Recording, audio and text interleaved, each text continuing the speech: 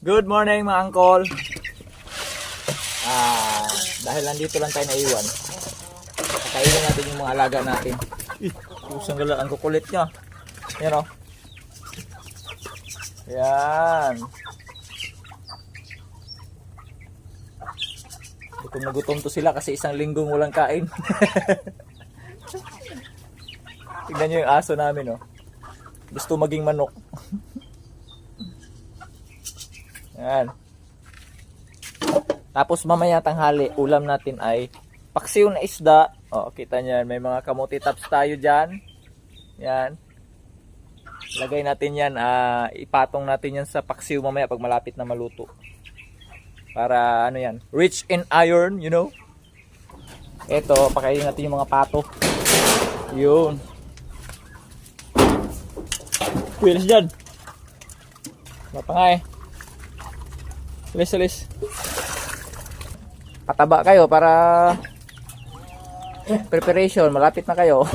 Ulutan. Yan, mga pagkain. Yan yung mga hito namin mga angkol. Kainin natin. Yun. Yan marami-rami na.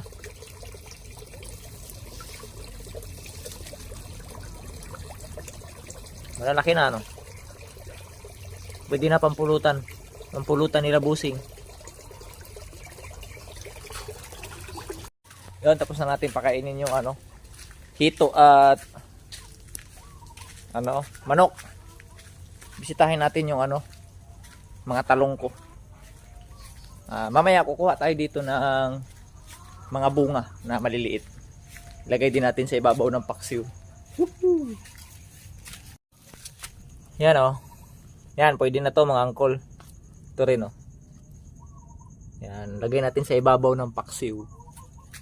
Yan. Yan sasarap na yan. Yun. Wala na. 4 lang. Yan. Okra natin. Pwede sana tong okra kaso maliliit pa. Pwede yan ilagay sa ibabaw ng paksiw. Ito wala pang bunga. Ang daming langgam. May nag-advise pala sa akin para mawala daw yung yung parang mga langgam-langgam. Ito maraming langgam yan Para mawala daw yan, lagyan daw ng abo. Try ko nga lagyan ng abo. Uy, yun, may bulak na ulit yung natin.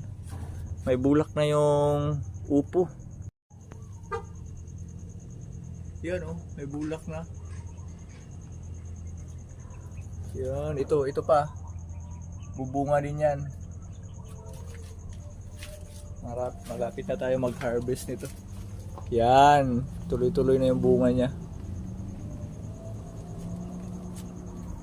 Dito may tinanim akong ampalaya, hindi pa sumibol. Dito patola. Yan, patola yan dyan. Yan yung mga talong hindi pa Ito nagbulaklak na Yeah boy. Yan, marami pang bulaklak. Ito lagyan natin ng abo. Yan, kuha tayo ng abo dito sa Lagay natin doon.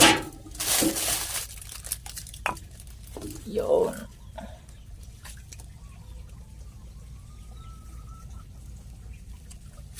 Yan, tignan natin kung mawala itong mga langgam-langgam. Yung mga langgam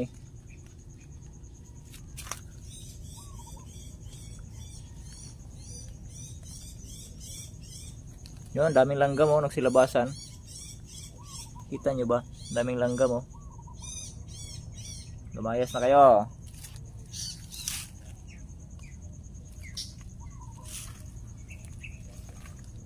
Yung mga langgam. Dapat sa puno natin ito ilagay para hindi sila makaakyat.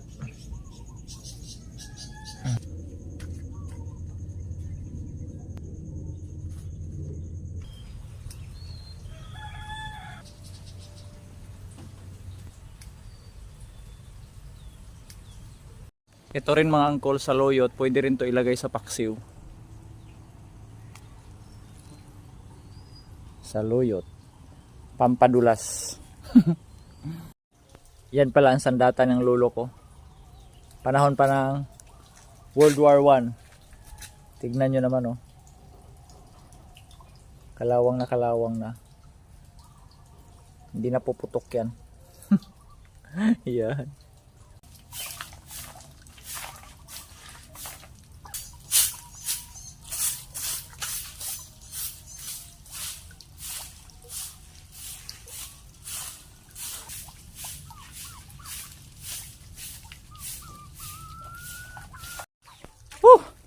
Yun lang mga angkol. Aray, meals. Kita. Ito lang mga kasama ko dito pag ako lang mag-isa dito sa ano namin, bahay. Yan, oh. Yan yung mga kasama ko, yan yung mga kausap ko dyan, mga makukulit. Say hello. Oh, ito na siya. Gusto niya yatang mauna maging ano, tinula. Yan, oh.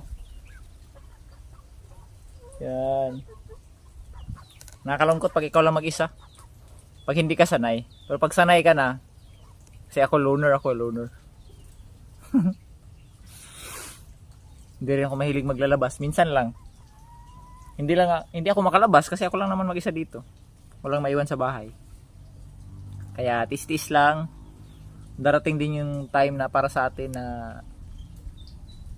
maging successful yung mga pinaghirapan natin. Ay, di baling back to zero, basta tuloy-tuloy lang. So, ganito na lang mga angkol. Maliligo pa ako at napakainit. Right? Bye-bye.